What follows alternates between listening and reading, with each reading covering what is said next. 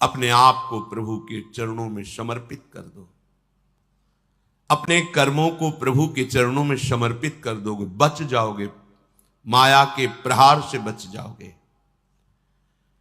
प्रभु कहते हैं जो शुभ शास्त्र के विधान के अनुसार कर्म किया गया, और अशुभ जो शास्त्र के प्रतिकूल आचरण बन गया है, वो भी सब मैं संभाल लूंगा, तुम केवल मेरी शरण में हो जाओ, तुम्हें नहीं भोगना पड़ेगा। भगवान कह रहे हैं।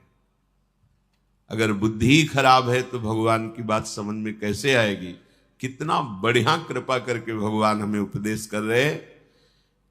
अगर शास्त्र प्रतिकूल भी आचरण हो गए तो तू चिंता मत कर, मेरी शरण में आ जा। अनंत माताओं जैसा दुलार लेकर प्रभु, पर अपने लोग ऐसे मूढ़ हैं, ऐसी मलिन बुद्धि है कि इस बात को हम समझते ही नहीं। मैं कर लूंगा, मैं सुखी हो जाऊंगा, मैं अभी तक ये किया है आगे भी ऐसा करूंगा। व्यर्थ का अभिमान पतन का मार्ग पुष्ट करता है। श्री भगवान कह रहे संन्यास योग का तात्पर्य होता है भगवान के चरणों में समर्पण करना, अर्पण करना। जब सब कुछ तू मेरे को अर्पण करेगा तो तू मुक्त हो जाएगा, जीवन मुक्त, और जीवन मुक्त परमानंद का अनुभव करता है। ये फल है। तत्कुरुष मदर्पणम, जो भी तू कुछ कर रहा है, यत करोषि, मेरे को अर्पण कर दे। बचा रहे हैं भगवान, बच जाओ। कर्म दोष, कर्म बंधन, जन्म मृत्यु, इससे बिल्कुल बचने का उपाय भगवान बता रहे हैं।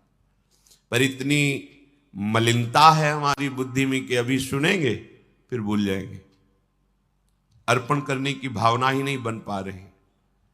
एक स्थिति आती है जिसमें अर्पण करने का भी भाव नहीं रह जाता, क्योंकि अर्पण करने वाला ही नहीं बचा तो क्या अर्पण करें। वो एक स्थिति है, इसे बुद्धिवाद से लेकर के ना चले, नहीं तो स्थिति नहीं प्राप्त होगी, केवल बातें रहेंगी। हमारी स्थिति है शरीर में, शरीर संबंधियों में, भोगों में। देख लो तो आपको अभी ये अनुभव करना चाहिए कि अभी अहंकार है, देहाभिमान है, कर्तृत्व भोक्तत्व भाव है, तो समर्पण वृत्ति में आओ। हर कर्म प्रभु को समर्पण करो, हर क्षण प्रभु को समर्पण करो, प्रभु के आश्रित हो जाओ। श्री भगवान कह रहे हैं हमारा सबके प्रति समभाव है। समूहम सर्वभूतेषु न मे द्वेष्योस्ति न प्रियः, ये भजन्तु माम भक्त्या मयि ते तेषु चाप्यहम्। बहुत अमृतमयी बात श्री भगवान कह रहे हैं। समूहम सर्वभूतेषु, मैं बराबर सब में विराजमान हूं, चाहे जड़ हो, चैतन्य हो, पापी हो, पुण्यात्मा हो, कोई भी हो। विद्या विनय संपन्ने ब्राह्मणे गविहस्तनी स्वनीचय सुपाके चा पंडिता समदर्शिना। जो भगवान का भजन करते हैं तो भगवान का प्रभाव स्वभाव उतरता है, वही उनका स्वभाव हो जाता है। जैसे भगवान समदर्शी, ऐसे भगवान का भक्त समदर्शी हो जाता है। निरपेक्षम मुनिम शांतम निर्वैरम समदर्शिना। जहां भगवान समूहम सर्वभूतेषु, स्थावर जंगम, पवित्र अपवित्र, देवता मनुष्य, कोई भी, सब में भगवान समान रूप से विराजमान है। न मे द्वेष्योस्ति न प्रियः, मेरा कोई द्वेष का पात्र नहीं है और न मेरा कोई प्रिय है। ये भगवान का सिद्धांत है। आगे की जो बात कह रहे हैं वो बहुत मीठी बात कह रहे हैं। मेरा स्वभाव है समदर्शी, ना कोई मुझे प्रिय है ना कोई अप्रिय है, ना मेरा कोई द्वेष का पात्र है ना कोई प्रिय पात्र है। पर ये भजन तो माम भक्त्या, जो मुझे भाव से बजते हैं मैं पक्षपात ले लेता हूं उनका। ये खास बात है। बस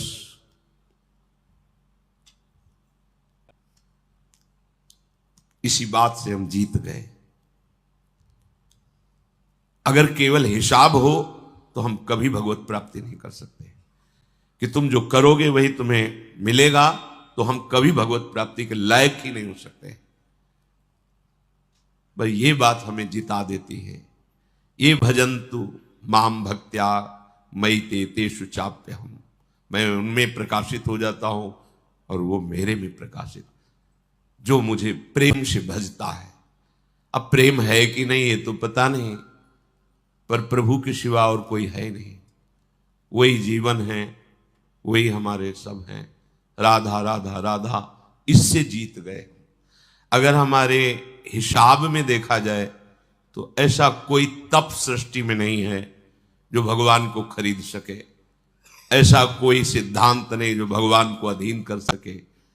जैसे मां मेरा बच्चा है ऐसा मान करके हर समय आंतरिक दृष्टि रखती है, जरा सा भय उपस्थित होने पर आगे खड़ी हो जाती है।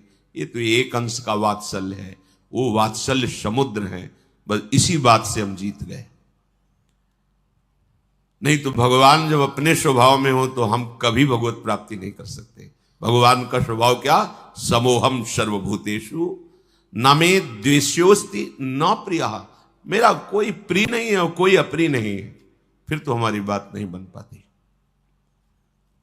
अगर हमारी बात बनी है तो उनके दुलार से बनी है। उनका दुलार कैसे अनुभव में आया, कैसे आता है? अपनापन करने से। मेरे प्रभु जैसे भी है हम आपके हैं नाथ, अब आपके सिवा हमारा कोई सहारा नहीं। और ये बात जब वाणी से हृदय में उतर जाती है तो फिर जो चमत्कार जीवन में होता है वो किसी और साधन से नहीं होता है। मृत्यु से बचने के लिए बड़े बड़े उपाय किए जाते हैं। जब हार हो जाती है उपायों की, तब ये बात ध्यान आती है कि है कोई ऐसा जो मुझे बचा सकता है। नहीं, जीव का ऐसा स्वभाव बन गया है कि वो पहले भगवान की शरण होता ही नहीं है। वो जब तक हार नहीं जाता तब तक भगवान की शरण नहीं होता है। ये पक्की बात है, ये स्वभाव है उसका। आखिरी दम तक वो तिनके का भी सहारा लेने की कोशिश करेगा। जब तिनके का भी सहारा नहीं रह जाता तब वो हारे को हरिनाम, तब वो सहारा लेता है। अगर पहले ही ले ले तो हारना ना पड़े, उसे विपत्तियों का सामना ना करना पड़े। एक बार देवताओं ने देखा कि युद्ध में जितने असुर मारे जाते हैं, दैत्य, उन सबको भगवान शुक्राचार्य जी के पास संजीवनी विद्या है। विद्या का प्रयोग किया, तत्काल जीवित हस्त पुष्ट। भगवान बृहस्पति जी के पास ये विद्या नहीं। जितने देवता मारे जाते वो अंग भंग वैसी स्थिति में रहते, मृत तो मृत।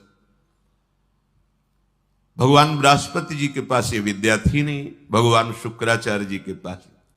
देवताओं ने बृहस्पति जी को अपना गुरु माना और दैत्यों ने शुक्राचार्य जी को गुरु माना। अपने गुरुदेव की कहीं भी लघुता मन में भी नहीं आनी चाहिए। इसलिए देवताओं ने कभी बृहस्पति जी से ये प्रार्थना भी नहीं की कि आप संजीवनी विद्या सीख लीजिए, हम लोगों को जिलाने, कभी प्रार्थना नहीं की। गुरु महिमा है। पर उनके बड़े पुत्र का नाम कच्छ था। उनसे बात की कि आप हमारे गुरु पुत्र हैं और हमारे ऊपर सबसे बड़ी संकट की बात है कि कोई साधन नहीं है जिससे हम अमर हो सके। और शुक्राचार्य जी के पास साधन है, संजीवनी विद्या। कोई भी असुर नहीं, जो भी मरा उसको तत्काल जीवित कर दिया। अगर आप जाएं भगवान शुक्राचार्य जी के पास और शिष्यत्व स्वीकार करें और उनको प्रसन्न कर लें तो आप अधिकारी हैं, आपको वो संजीवनी विद्या दे सकते हैं एक जीवन को जिलाने के लिए। अपनी जो पराविद्या है, ये जन्म मरण का चक्र ही रोक करके श्री जी के पास प्राप्ति कराने वाली ये पराविद्या है। जिनसे संजीवनी विद्या प्रकट हुई है उनकी भी संजीवनी है हमारी लाडली जू। जय श्री हरिवंश मदन सर जर्जर विथिकित श्याम सजीवन मूली।